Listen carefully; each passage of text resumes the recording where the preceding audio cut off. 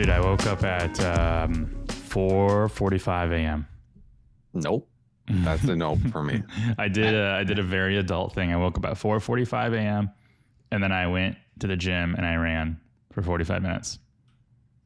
Jeez. That's probably one of the first times I've done that. To be fair though, I woke up at 4:45 and I got to the gym about 6 o'clock. So it was very slow at rolling out of bed and then getting there. But I woke up because Lauren had to wake up because she had to work Black Friday. Yeah. And I remember those days. So it was my job to make sure she got up, and we went to bed at like 8:30 or 9. So getting up at like 4:45 wasn't difficult because I had already slept 6 hours at that time. But I've missed running. I haven't run for 6 months.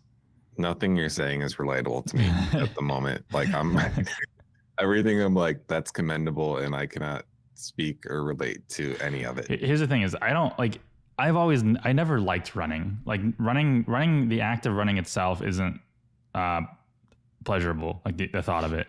How I feel afterwards, but also mixed with the things I get to think about while running, because that's when my mind goes wild and I can start like daydreaming about different things for business and different ventures and things like that. Those are my shower thoughts. But and then like how I feel afterwards, I feel really good afterwards, or right when I'm getting done. So my doctor, I get chronic migraines, and I had just a regular meeting with my doctor, and she recommended I listen to this podcast about it was like this other doctor on it, but it was a podcast about biohacking, which I think is stupid. Oh yeah. But the doctor was on it, and he was talking about how anxiety and stress can cause migraines a lot, because the doctor does a lot of research with it, I guess. But there was one thing that stuck out to me, and it was that when you have long-term goals, it's hard or almost impossible for people to stick with that without actual like drive, like constant drive. And it's easier for like to receive short-term satisfaction, which then you usually don't benefit from that. So an example was short-term satisfaction would be going to McDonald's and getting a cheeseburger because it tastes beautiful, and or like eating a slice of cake or something like that, because the short-term satisfaction is, this is delicious, I love this feels good immediately. Versus like going and maybe eating like a salad or something like that, which is like immediately it's not that great, but like over long term you tend to feel better about yourself. But it's impossible for our minds and our bodies to just instinctively recognize that, because that short term thing is what we crave.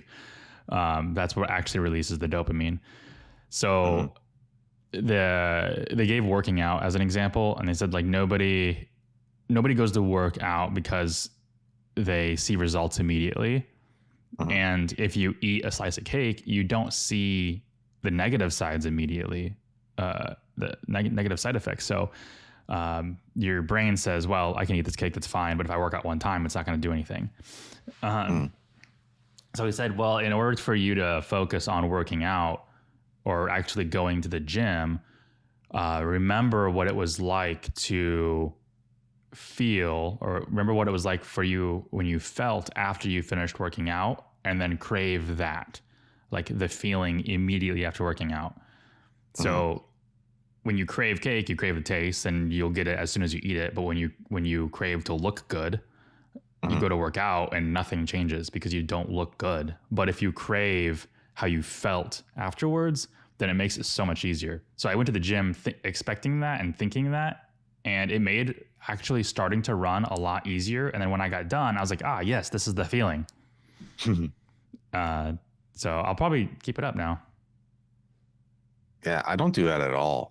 I don't do anything remotely close to that. I'm negatively I'm motivated by the inverse is how I think. So when I want to do something, I think about how the inverse will go, and then I'm motivated by the fear of that.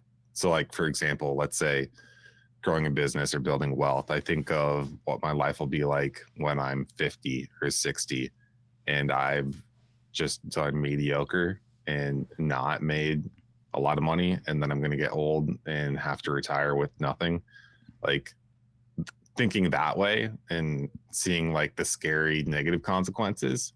So, you know, you say for health and fitness and that sort of thing, I think of like, well, what if I get, you know, old and I'm not flexible, I'm losing mobility, I have to have someone wipe my butt. Like, nope. I volunteer in this tribute.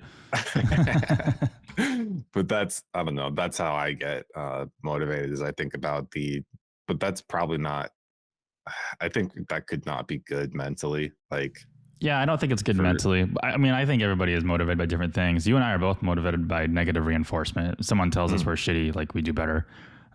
But I think fear is very inconstant. So like the minute you don't fear anything is the minute you stop doing things. And yeah, so I think it can work for you for a while, but at some point, you know, it's the drive and the desire is gone. So if you can desire something that you can attain short term that gets you kind of a dopamine feel, or if you can remember the dopamine, then you can keep doing things daily without even thinking about the end goal. Yeah. There's like a balance to it, because I think if you spend too much time, I don't want people to get the wrong idea that I live in this constant state of negativity, because it's just not true. It's more stoic. Like it's more so just like I have a constant understanding of I don't want to get too philosophical, but like what memento mori, remember your death. Like you will die someday, so you have to constantly live with that knowledge and understanding that you have to be okay with the life that you've lived. So that is the phrase on the gates of the austere academy in A Series of Unfortunate Events, book number 5. I did not read that far. I think it got to the 3rd one. It's either 5 or 6.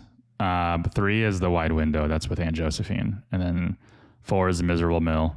And then I think 5 is The Austere Academy. Did you read all of them? Yes. How many are there? 13. Okay. It ends with them being abandoned in like the middle of the ocean, basically. That's the ending?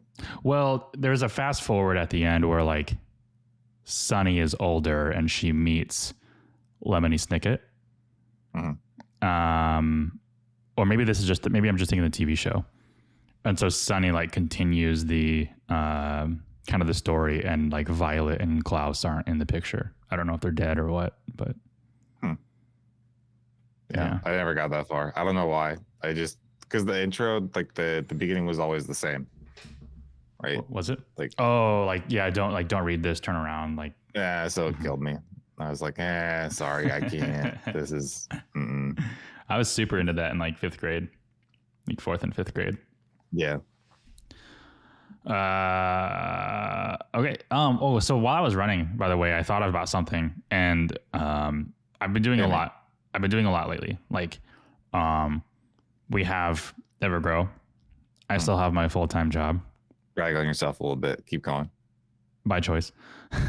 This is the point. So, I was like, I was waking up at 4:45 in the morning to go work out, but then I'm also learning CSS and Spanish at the same time, and I would say doing pretty well at it. But then also managing our podcast, and then I am talking to a potential partner today about essentially buying into his appliance repair business as a COO. And it reminds me of a friend that I had. I used to play paintball with him, but he went semi-pro in hockey, pro in League of Legends, semi-pro in paintball. And he just did like literally everything. And I remember telling him, like, he was super inspiring. I was like, how do you do all of this? Because I can't even manage 2 jobs right now and a relationship. I think my time is just killing me. And then he like had a spreadsheet of how he budgets every second of the day that he has. And I'm like, wow, that sounds really cool. But like, I don't have the I'm not Asperger's enough to do that. Like, I'm not on the spectrum. I'm not that intelligent. So like, I'm just like a human being. Um, and he was like, I don't know how to take the compliment. So, but while I was running, I realized that I don't budget my time like this. I don't have like hours of the day that I specifically do things. I get on Duolingo and I learn Spanish for like 15 minutes a day. I don't know which 15 minutes of those days. Sometimes I just have 15 minutes. And then I did the same thing with CSS. There's an app I can use called Solo Learn, and I learn it that way. But with the podcast, that's really just like, that's literally crunch time. I don't budget for that. And that kind of bites me in the ass Thursday nights when I have to edit the episode. But when I was running, I realized that there's a lot of people, including my friend, who try to optimize their time to do the most amount of things, which I don't think is a very good way to actually do all of the things, because your time is always going to be limited. If you say I need to study for an hour, that hour is it. You can't do more in that hour or learn more in that hour because you're dedicating an hour. So I realized that everything you do can be done faster if you optimize your performance rather than your time. So I'll explain my philosophy here. So when I run, I did 45 minutes today. So yeah, I confined it to 45 minutes, but I'm not optimizing my time to work out. I'm optimizing my ability to run and run faster. So I haven't run in 6 months. I used to run, I used to do 10K in under 50 minutes. Now it was 2 miles on, half a mile off, walking, and then like 1.25 miles running. And then I walked for the last 5 minutes, and it totaled out to like 45 minutes. I did 4 miles. So, but when I go next time, it's going to be 45 minutes again. But the goal is to not walk the entire time. So I run further in the 45 minutes. It's not, whereas like a lot of people, when they start running, they usually go for like a distance. Like they go, I'm going to run 2 miles today, which when you're training, especially for like a triathlon or a marathon or something, you do not run for distance. You run for time, especially if your goal is time.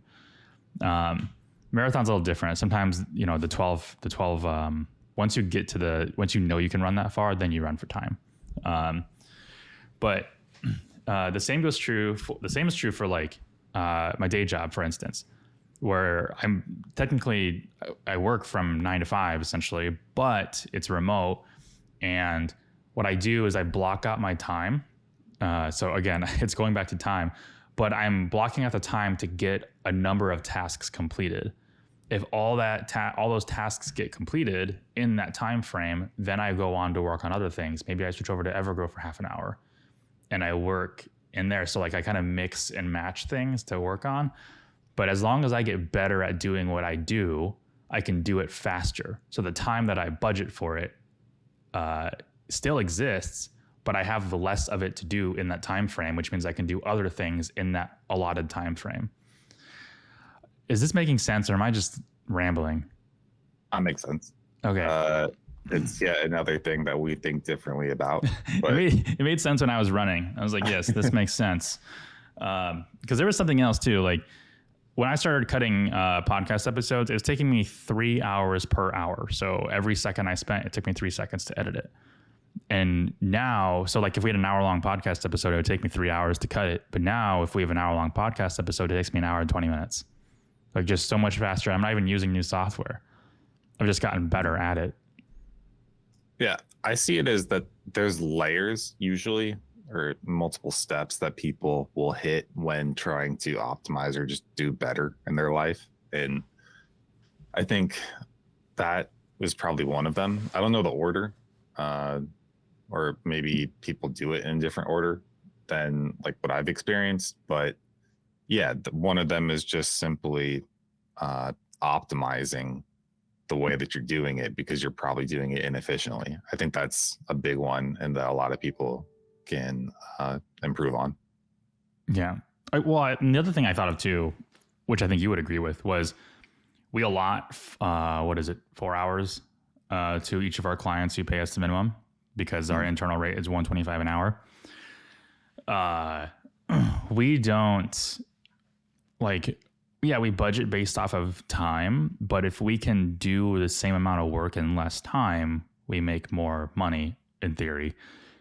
So we encourage our team and ourselves to do what we do better and faster in order to earn more in the same amount of time, rather than, adding on services that just add more time, but, add a respective amount of profit. So I'm a huge proponent of, hey, quit focusing on blocking out your time and focus on doing things faster and better, but don't sacrifice quality at the same time. Oh, lifting is a good example. Don't do 12 reps. Do reps until your body gives out or your arms give out. Because if you do 12 reps and you're allotted to a specific amount of time, your form is going to get super weak. Like maybe you can't do 12 that day. Maybe you didn't have a good recovery day, but your form is going to be awful and you're not doing anything for yourself. But if you just if you just optimize how you do it, you're going to see way better results, and you don't necessarily have to be there for 45 minutes if your body's only going to give you 30 minutes of output. Mm-hmm. All right. Yeah, I think you're making some assumptions about people's priorities and that they're focused, though, because when I have those conversations with people, it's very flattering to have people say, wow, like you accomplish so much. How do you do it? And then I tell them, do you know how much I don't do? Like, do you know how very specific about the things that I do not care about are? Like, I only care about a very select number of things throughout the day that I make extremely important. And then the other stuff is just kind of, it doesn't get as done as well. So I've got the top priorities. And I think that's another major step that people need to like consciously focus on and determine what the most important things are that they want to do in the day. You got 24 hours. What are you going to do? What are the big things? Because yeah, you can do it optimally and make the most of your time, but you can't get more time. So you have to pick the biggest things that you want to accomplish. And I actually wrote something about this, and there's an Anthony Bourdain quote that I like a lot. I pulled it up. And it says, there's a guy inside me who wants to lay in bed and smoke weed all day and watch cartoons and old movies. I could easily do that. My whole life is a series of the stratagems to avoid and outwit that guy. So there are a lot of things I would like to do if I allowed myself to do them, but then I wouldn't do the bigger things that I want to accomplish. So I make it harder to do those things. And it's slowly, I've introduced things back into my life now that I've become responsible enough to have them be available. But when I couldn't reliably trust myself to have those things without being irresponsible, very like a simple example is a TV. I went years without owning a TV because if I had a TV, I'd watch it and then I would do nothing else. David Foster Wallace talked a lot about this, and that's why I can't remember the David Foster Wallace who wrote what is it? Infinite Jest, the speech. This is water. Never heard of those. Should I have? Are they important? Yeah. Infinite Jest is incredibly dense, so no, you don't have to read it. But you should definitely listen to This Is Water. Like it was one of his commencement speech, and it's really good. But he was brilliant. It's very thick but very good. But I think it's on Netflix. There's a movie about him, and there's a part of it where he's like obsessed with TV, and that's kind of something that he had talked about was how he's not the only one. Lots of people have talked about that, right? How it just makes us zombies and we sit on a couch and stare at moving pictures, and all of a sudden 6 hours have passed. Like I can't remember how much the average person watches TV in a day, but it's insane. And so I just didn't have one forever. And then we most recently got one again. And honestly, the number one reason was Japanese learning. I needed a bigger screen to be able to comfortably watch for longer time and reading subtitles. So how do you, I'm going to ask you this. How do you, when you say you watch stuff in Japanese, this helps your learning of the language, right? yeah. How? Like, what is the process? It depends, but I always have, like, the channels that I watch have subs, Japanese subs, so I have to read kanji and that sort of thing. So that helps me. Yeah. It's not. So you don't like, there's no like English element to it. Like if you don't understand it, like, well, you're just out of luck, man. Yeah, no, yeah. I think people are lying to themselves when they say, "Oh, I watch anime and I have subs, not dubs, so I'm learning Japanese." I'm like, you're just reading in English, and then you're not actually learning anything. Because I wanted to do this with Spanish, but I didn't know, because my thought process was, well, maybe if I just hear it, like subconsciously I'll learn it. So do I just watch it in English subtitles, or do like do I watch something in English with Spanish subtitles and just read the subtitles? Like what is traditional?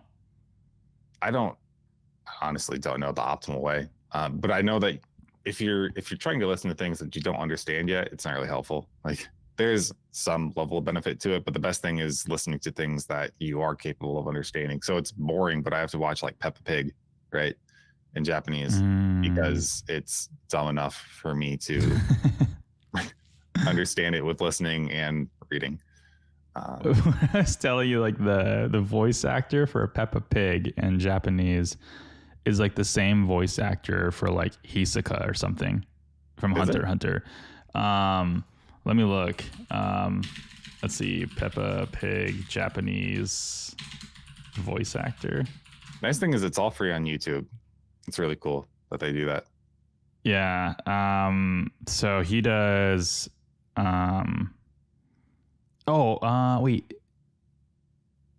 He does Dr. Oh, yeah, he does Hisoka in Hunter x Hunter. The voice actor for Peppa Pig, the Japanese version of Peppa Pig, is Hisoka in Hunter x Hunter. That's versatile.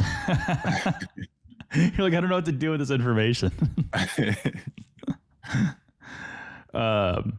So I had a different topic that we were going to talk about, audience, listener. Oh, yeah, we went really far there without even getting to. But I want to keep talking about this because now we've stumbled on a topic of how we optimize our time to be the most effective person and or marketer. And I was thinking about this today too. So at least I have some content around it, because I think the single most pivotal factor for me in actually growing Evergrow was putting down video games. And I have tons of access to them. Like I still have my PC that I built, which I'm on right now. I still have my Xbox One. There was just a time where I just like set the controller down and like I just never picked it back up again. And I don't really remember exactly when that was. I think it was like right around the time we partnered, because I just didn't have time to play at all.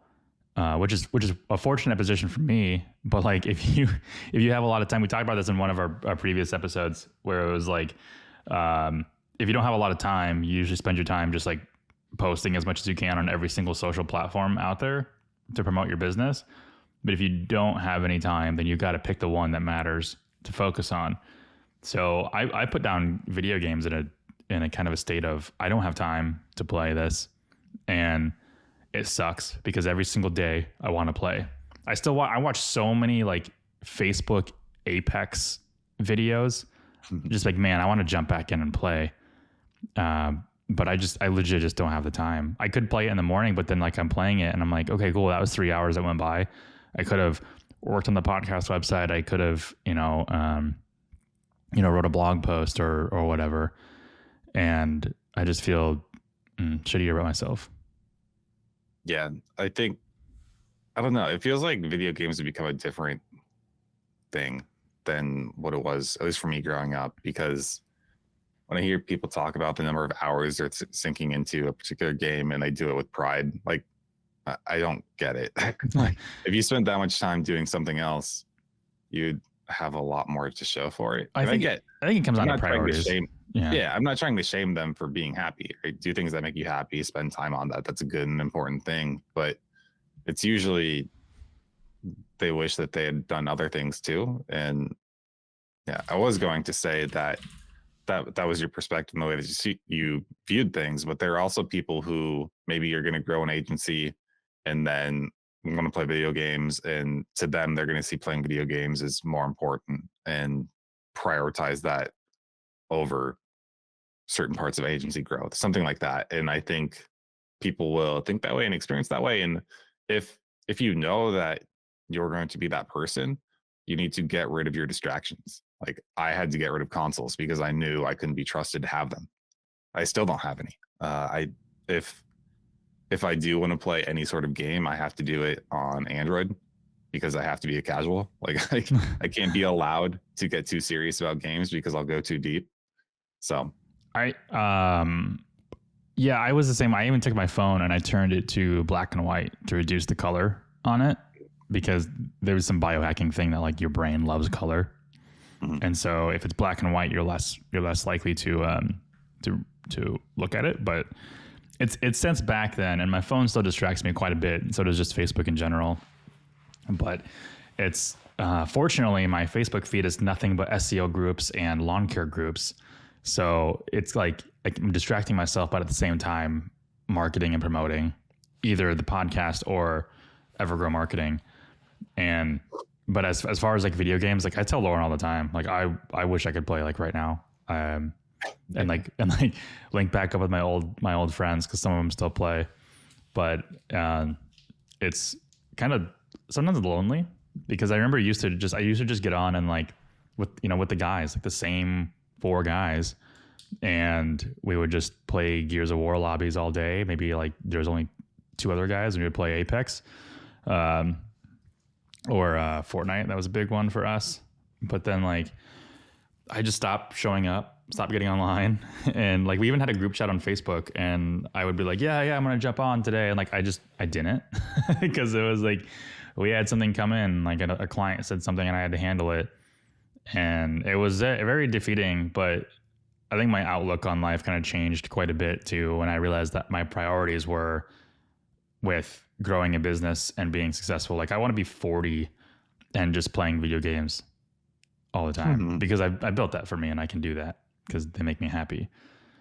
And another thing I was going to say to take it in a different direction, but I can't remember what it was. But I don't know. That's the hardest thing, I think, is breaking away from your distractions and figuring out what's important for you on managing your time. But TV, we don't really watch TV very much. When Lauren comes home, like my time with her is we make food, and then we go downstairs and we watch like 2 episodes of something, usually like 45-minute episodes. So about 2 hours, we consume about 2 hours of TV, but it's also like our time together. And on the days we don't watch TV, we go out, like maybe Friday night or Saturday night. And that is just kind of I'm kind of like double dipping into relationship time and in TV time. But honestly, if we didn't watch TV and we did something else, like, I don't know, we went ice skating or something, I wouldn't care. TV is not important for me. It's just a thing there. We did start watching Mythic Quest though on Apple TV. I have no idea what that is. Oh my God, it's so funny. So are you familiar with Always Sunny in Philadelphia? Yeah, I haven't seen it. I think maybe a couple episodes, but first of all, you should watch it. Second is it's like one of our favorite shows of all time. But Rob McElhenney, who's one of the writers and producers, he has his own show called Mythic Quest on Apple TV, and then their podcast, the Always Sunny podcast, they talk about it a lot, a fair amount. So we decided to get a free trial of Apple TV, which, by the way, the free trial of Apple TV is 3 months. Like, cool. 3 months of free Apple TV, no credit card required. So, well, I don't know. Lauren signed into her Apple accounts, maybe a little charger, but I've never seen a free trial last that long. Usually it's like 7 or 14 days. Yep. That's insane. So anyways, we started watching it, and it's very addicting. It's basically a video game developer agency, and like the office life of that. It's kind of like The Office, but like, and like a giant video game developer. They're building a game that's like similar to World of Warcraft, kind of, but it's incredibly funny, and it's on topic for things that I love, which is video games. I think something that we did very recently was we got a couch, which is yet another thing that we did not have for a very long time, years. And technically, I guess it's a love seat, so it's not really big enough to completely lay down on if you want to sleep, as people do on like a 3 wide couch. Think of the cushions, you know what I mean? Where you got like there's 3 or like 2, and if there's 2, it's like a love seat. But if you have 3, then it's like a full blown couch. This is how it goes in my head. I don't know if that is actually lines up with reality. Well, no, because a lot of modern couches just have 2 cushions, but they're big. They just make them wide. Like, yeah, okay. Big. Okay. Well, it's not that. It's just smaller. And for me, it doesn't. Again, like the reason I didn't have a couch for the longest time is because I would sit on it and then do nothing and be a potato. And we got this one, and I haven't really used it, to be honest. And I'm probably not going to, just because I took the time to develop the like habits of not doing that sort of thing. Jenny loves it. She works on it though. That's the other thing, is she sits down and she has her computer and she sits there and works. I can't because of my wrist at this point. But the other thing that we were joking about is if we have people over and they're looking around, they're going to be very unimpressed with the sort of living room that we've set up. And that's because I really like the saying, you vote with your money and you show your priorities where you are with your money. And if you do a tour of the house, they'll be like, okay, everything secondhand living room, very cheap, very expensive. Go to our offices. This is very clearly the most expensive place in the house, and on both sides, like everything. And in fact, when her dad came over and saw my setup, he sent me an email later saying like, "Hey, I want that. How do I set up my desk the way that you have it set up? Because I want to have that level of productivity." Basically. I think it's funny when relatives like send you an email, like like your girlfriend's dad sends you an email. It's just like, it's very like, I don't know, it's just very formal. Yeah. Well, I inferred that too, because he sent it to both of us, and Jenny has a cool setup too. But mine is more. Well, it looks more industrial. She's got the Mac thing with the designer feel, the minimalist. Yeah, and mine's chords and a hot mess in some ways, but very productive. Mm-hmm. Yeah, my office is probably the most expensive room in this house too. Mm-hmm. But it's very loungy. But I'm also like a techie person too, so I just really love this, and I'm here every day. I'm in my office at 6:30 a.m. every day, all the way until like 7 p.m. And then sometimes I'm again back in it at 9 p.m. until like 10 or 10:30. So it's very important to me that my office and my space is very comfortable, or else it's just very stress inducing. Yeah, I think you work from home, you should sink time and money. Well, you're sinking time into wherever your office is, so you should sink money there, because that's where you spend the bulk of your time. Well, I'm gonna start sinking money into our fitness room. We've got a room that's planned out to be our fitness room, and I want to get a treadmill in there. I've already got a Peloton bike in there, but then I also want to get that tonal like gym, the cable machine gym in there. Oh yeah, I've seen that. That mounts to the wall. Because it took me technically 15 minutes to get to the gym this morning and back. That's 30 minutes just gone. That's an entire workout right there. Mm-hmm. Like just in commute time. But like if I have commute time. Yeah, if I have this gym in here, like I literally just like hop over there, run on the treadmill for 45 minutes, and then so my 45-minute workout turned into like 2 hours because I had to travel and then I had to change, and then just another thing about optimizing the time that I need to invest in a little bit in order to get a little more back from eliminating that commute time. Yeah, I listened to the Tropical MBA. They recently had an episode where they're talking about digital nomad cities, and it made me think a little bit about Iowa City. And I was talking to Jenny about it, and I said, I think Iowa City is a very cool place because it's so compact that if you want to focus on something, you have everything that you need in a very small circumference as far as the city goes. So you're not really allowed to waste a lot of time uh, like commuting or I mean, I guess if you're going to live in Cedar Rapids, that's the big thing is there's Cedar Rapids and uh, there are commuters between the two cities. But if you live here and you work here, then you can be extremely efficient on working and productive on working towards a particular goal, whatever that is. Of course, there's the college and the hospitals, and that's the biggest thing here. But um, if you're self-driven, then I think you can be super focused in this place. For those of you who don't know, if you've got a major medical emergency, you're getting flown to Iowa City if you're in Iowa. Yeah. It's the number one employer. More than anybody else. Wait, just in Iowa City?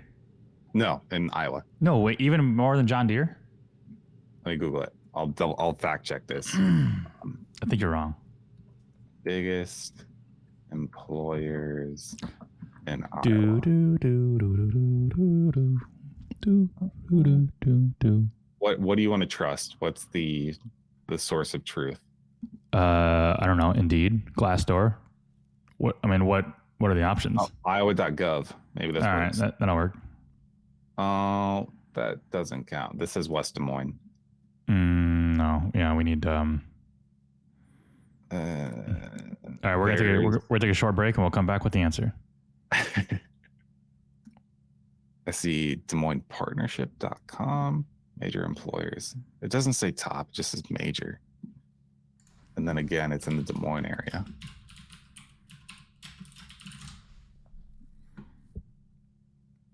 Oh, I found it already. You did? Mm-hmm. It's Hy-Vee. You sure? Mm-hmm. What did you use? Statista.com. Statista.com. Really? All right, I'm going to come back and then you can say, oh, you're wrong. Hey, everybody, we're back with the answer. And I found it. Well, according to Statista.com, Hy-Vee is the number one employer with around 85,000 people. And Rockwell Collins is the second largest with 29,000 people. I'm a liar, I guess. Mm-hmm. You're not a liar, just wrong. So where does who's the rest? Okay, so I want to see if University of Iowa Hospital Clinics, they're number 1, 2, 3, 4, 5, 6, 7, 8, 9, 10, 11, 12, 13. They're number 13. Wait. Yeah, because we have Casey's. We have Casey's after that, which is 18,000. The Merrill Company, 15,000. Principal Financial Group, 5. 14,000 or 15,000. Pioneer Hybrid International, 12,000. H&I, don't know what that is. 9,400. University of Iowa, 9,250. So this is actually, which one is that? Eighth? Yeah. Because they also have University of Iowa Hospital Clinics, and that's 76. So if you combine those two, then they're like number 3. Yeah, okay. That's what I was thinking. That's what they say. When they're like, when you do the hospital with the college, that it becomes Pella is 6,000 in Pella's huge. You may or may not have done their ads. I can say that now. Oh, okay. Been long enough. Can you say how much they spent in ads? Hold on, let me fact check and make sure that I'm allowed to. SpyFu can. SpyFu can tell them. I think it was, I can't remember if it was a year or 2 years. I think it was a year. I think they only had a year. I'm going to shut up anyway, just to be safe. It was a lot. It was a lot. It was a lot. It may or may not have been 7 figures. Yeah, people Cody, know how big of the company is. They've got 6,000 people employed in Iowa. Here's the thing. Pella had enough money to put a gag order on Cody for not telling people how much they spend on ads. That wasn't Pella. That was previous agency. I think that's all I had. This wasn't even a topic we planned for. It was just something that kind of sprouted. You have to listen to the next episode to see what we're actually going to talk about. I feel kind of like I wasn't very focused. Like I gotta gotta come to the table with a more organized thought process. But maybe people I like sensed it. that a little early on, but that's okay. I feel like I brought it back. I didn't just go running in the morning just to, because I wanted to. I did it so I could focus on the rest of the day and start my something Gary Vaynerchuk. I don't know. Yeah, no, that's very, very guru. Good job. Do that. Keep it up. No. One of these days when people care enough about us that we can do a morning routine video, and like ours will be so vastly different. Yeah, they'll be disappointed. So, like, what do you do, Cody? Like, I wake up and I work. Within 5 minutes of waking up, I'm at my desk. Yeah, but so if I develop a routine of actually working out in the morning, then it'd be cool because then I'd say I work out in the morning. I come home, meditate, I shower. No, 3 eggs, well, and I'll probably go through my whole face routine because I've got like 5 different things I put on my face, and then make coffee. The face of a baby. Yeah, I do though. I'm 29, but I look like I'm 26. People want that. That's a good thing, right? Yeah, I know it is. Once you get to a certain age, it's a good thing. But if you're like 21 and someone says, "Wow, you look like you're 28," that's not a good thing. Oh wait, no, Yeah. Other way around. If you're 21 and someone says you look like you're 17, then people get offended. Yeah. All right, guys. Well, thanks for listening to us rant about this non-planned topic. We'll see you next episode. Yeah. See ya.